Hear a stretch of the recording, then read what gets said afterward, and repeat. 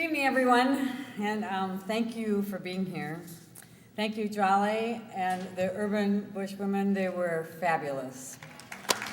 This one's going. Am I too loud? What are you doing up here? And thank you all for being here.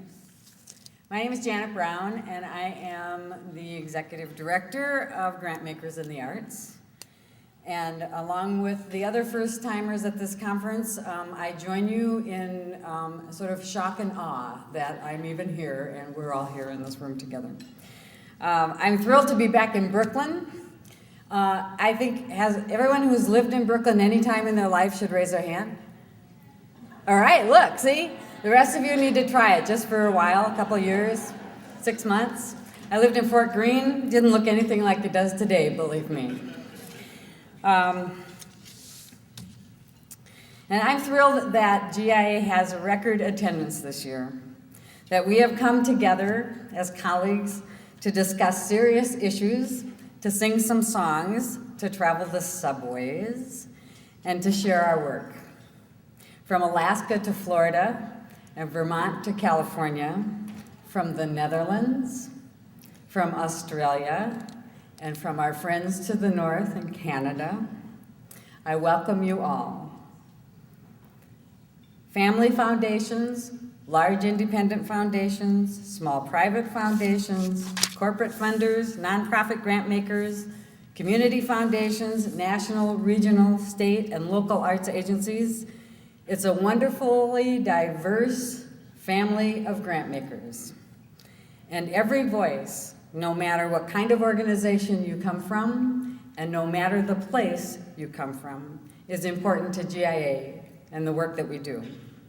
And although we are diverse in operations and in structure and in resources, we are connected in the common belief that every person in this country and in this world has a better life if they have access to and participate in the arts.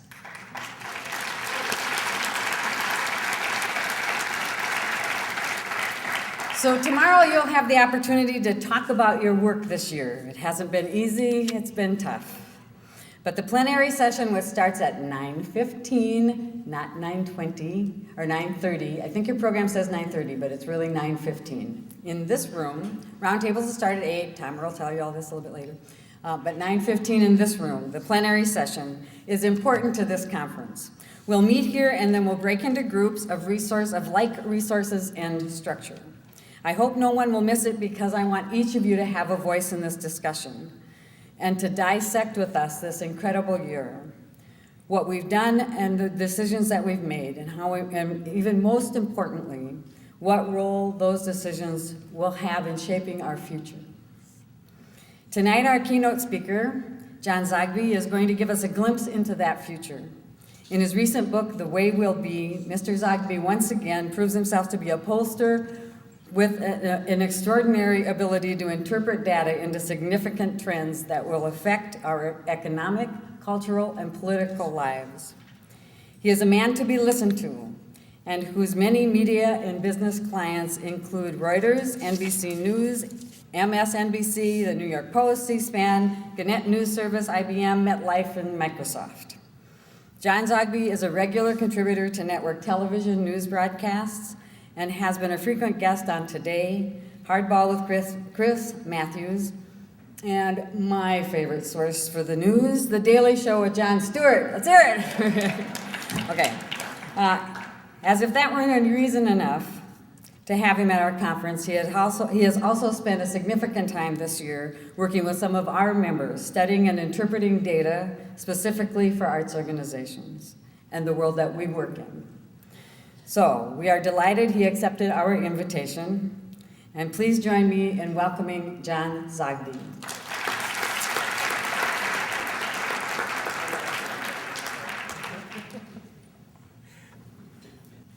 I have this recurring nightmare, especially when things like this happen, that Ed Sullivan is going to come back, reunite the Beatles, have Elvis come in as opening act, and then ask me if I'll speak afterward for about 10 or 15 minutes.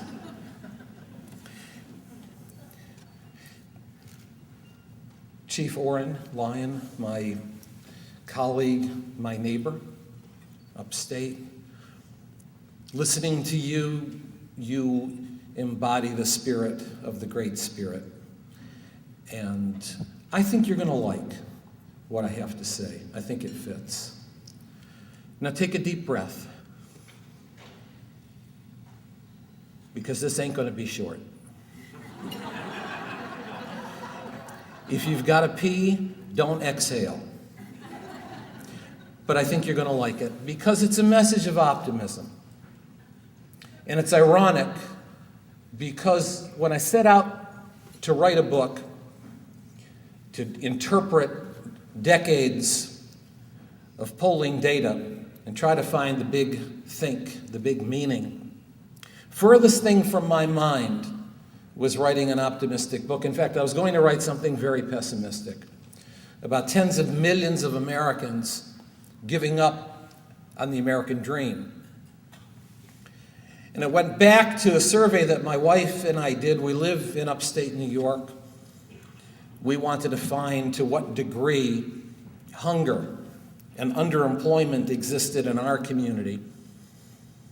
And we found some pretty shocking findings in that survey, and that has guided my work for the next 2.5 decades. Because we discovered that in our midst, people were going hungry. They were voluntarily giving up food for 24 hours at a time to feed the kids. The people earning 75 and 80 and 90,000, and this is 22 years ago, were giving up food for 24 hours at a time on a regular basis because of a lack of money or food.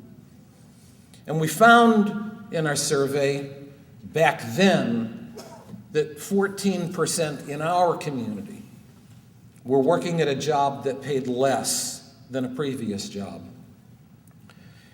And so as I worked through the 80s and the 90s, in 1992 our election was about the angry white male. And so much of what drove that angry white male was this phenomenon of working for less and having to make a choice. Do I give up what I have? Do I give up my home? Do I give up the car? Do I give up what I've dreamed for? And if I do, will I ever get it back again? In 94, the election was about the angry white male as well. And so, as I was gathering all this data and starting to write, it was pretty pessimistic until the late 90s. I began to wonder, what really has happened to the American dream? And what I found beginning then was so counterintuitive.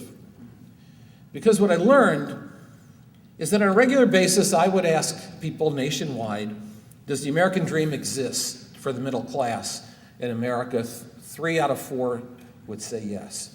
Does it exist for you? Yes. What's it mean? And as I delved into what it meant for people, what I learned is that the American dream was slowly and steadily being redefined.